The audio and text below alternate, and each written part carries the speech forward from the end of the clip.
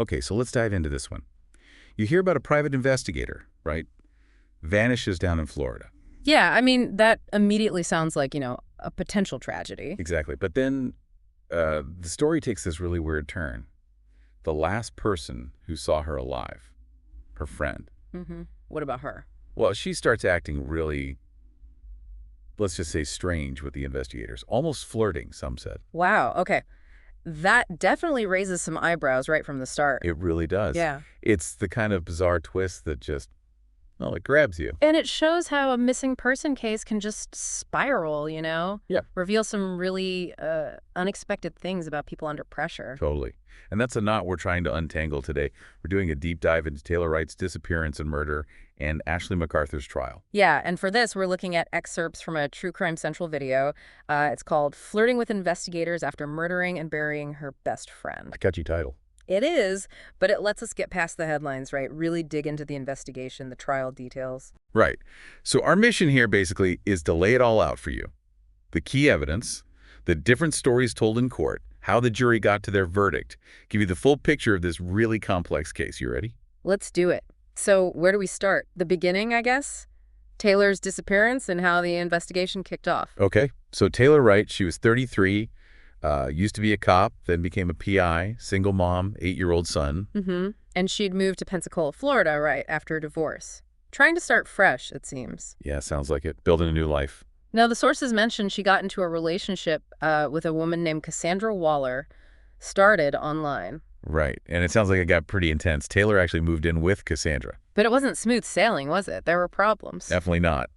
Seems Cassandra suspected Taylor might be using drugs. And she'd also found out Taylor had cheated on her. Oof. Okay, so tension there. And then there was the divorce still lingering with her ex-husband, Jeff Wright. Yeah, especially about money. That seems to be a huge factor here. It really is. So Taylor had taken out a lot of money, like $100,000 from a joint account with Jeff. $100,000. Wow. Yeah. And this is where Ashley MacArthur comes in again, another friend Taylor made in Florida. Okay.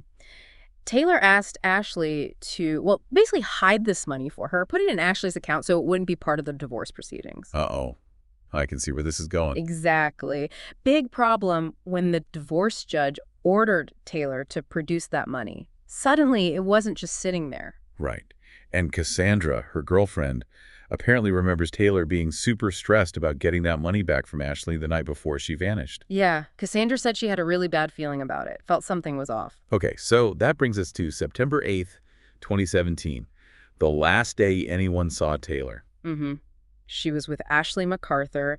Supposedly, they were heading to a bank in Pensacola to get that $100,000. Cassandra actually saw them leave together. Yeah, she recalls seeing them go. Said a quick hello to Ashley. That was it, last time she saw Taylor. But Ashley's story about what happened next, it started changing, didn't it?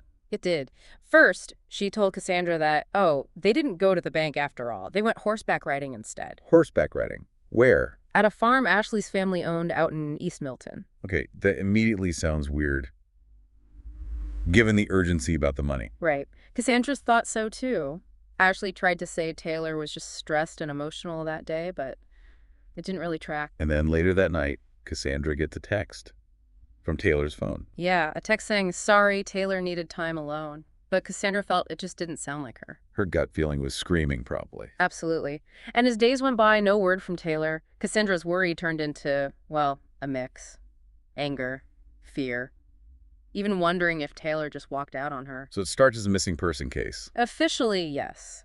But the detectives, they pretty quickly thought it might be homicide, given the circumstances. Standard procedure, I guess. They talked to the ex-husband, Jeff Wright, and Cassandra. Exactly. Trying to piece together Taylor's last days, her relationships. And Cassandra's interviews must have been intense. Oh, yeah. She described being interrogated, asked point blank if she'd harmed Taylor. Pretty scary situation for her. Understandable. You'd feel under suspicion. For sure. But, in these cases, everyone close gets looked at initially. But the focus, it really started shifting towards Ashley MacArthur. Because she was the last one known to have seen Taylor. Makes sense. Right. So the detectives bring Ashley in, and she tries to seem helpful, cooperative. Suggesting maybe Taylor went off on a drug binge. Is that right? Yeah, she actually called the detectives later proactively, offering theories like that, trying to explain Taylor's disappearance. That proactive calling.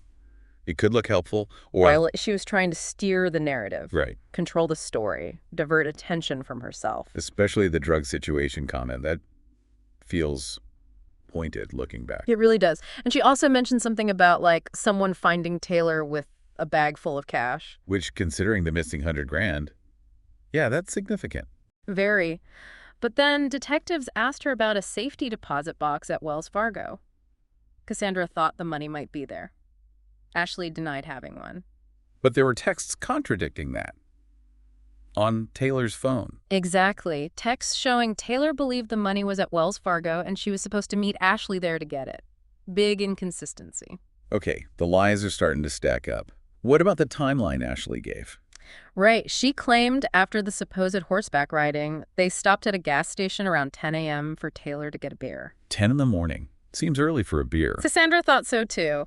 Very out of character for Taylor. Plus, surveillance footage from gas stations on that route didn't show them. Another story falling apart. And then there was the Uber story. Yeah. Ashley said she drove Taylor back to Ashley's house, and Taylor got an Uber from there to go have that beer somewhere else.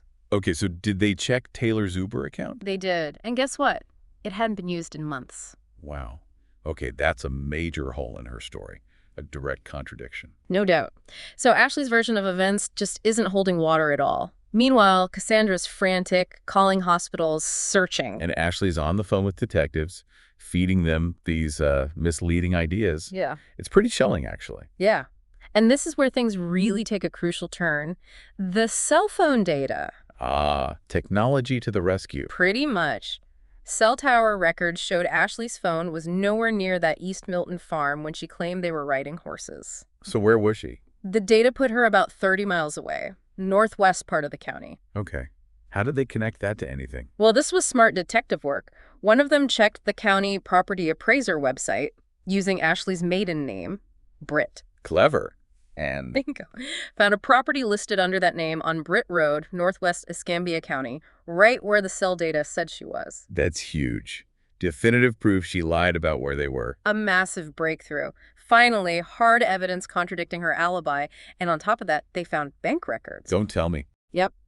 Surveillance footage showing Ashley depositing checks made out to Taylor Wright. But signed by Ashley. Forged signatures. Clearly forged, according to the sources. Okay, so now they have motive, the money she apparently took opportunity, and proof of lying about her location. They had strong suspicions, definitely, but they moved carefully. Apparently, Ashley's husband had some connections in law enforcement. Ah, okay, so they kept it quiet while they planned their next move. Right. They brought Ashley in for another interview. This time, they were ready. Good cop, bad cop time. Sounds like it. One detective, Will Height, was more direct, confrontational, pushing her on the inconsistencies. How did they start? Laid out the cell tower data first. Basically said, your story about where you were doesn't match the facts. Confronted her directly. And then they moved to the forged checks. Accused her straight up of signing Taylor's name. And then the big question. What really happened at that farm? The Britt Road property. They knew she was there. What did Ashley say? Did she crack? Not yet. She vaguely mentioned some storage lockbox Taylor kept there, but couldn't explain why she hadn't mentioned that property before. Evasive. Very. You could apparently see her getting uncomfortable, closing off her body language. The detective tried to appeal to her, just tell the truth, but she kept denying. I don't know where Taylor is. So the detective spelled it out for her. Yeah. Said, basically, look, you were the only one with Taylor. You were at this farm you didn't tell us about. And right now, as we speak, we are searching that property. Whoa. Intense pressure. What was her reaction to that? According to the source, she said something like, that's funny, but she's not going to be there. That's incredibly telling, isn't it? Nice. And so certain Taylor wouldn't be found. It really suggests she knew exactly where Taylor wasn't, because she knew where she was. The detectives gave her one last chance. Tell us what happened. And that's when she asked for a lawyer. That's when she asked for a lawyer. Interview over. But the search at the farm was still going on. It was. And maybe an hour or two later, they got the call. They found something. They found a human skull in a shallow grave, covered with concrete and potting soil. Oh, God. Taylor. They strongly suspected it was her. Forensic identification later confirmed it. Taylor Wright's remains. Just awful. Found on property linked to Ashley just about a month after she vanished. And Ashley still hadn't confessed. Nope. So the big question became, was all this evidence, even without a confession, enough for a conviction? Which brings us to the trial. State of Florida versus Ashley MacArthur. And the charges were serious. First-degree premeditated murder with a firearm enhancement. So the prosecution's job was to tie everything together. Motive, opportunity, cover-up. Exactly. Motive, the stolen money, right. They argued Ashley spent that $100 K maybe funding her affair. Opportunity.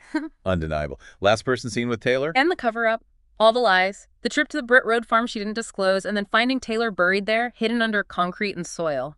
Classic concealment. Who were the key witnesses for the prosecution? Well, Taylor's ex-husband, Jeff Wright.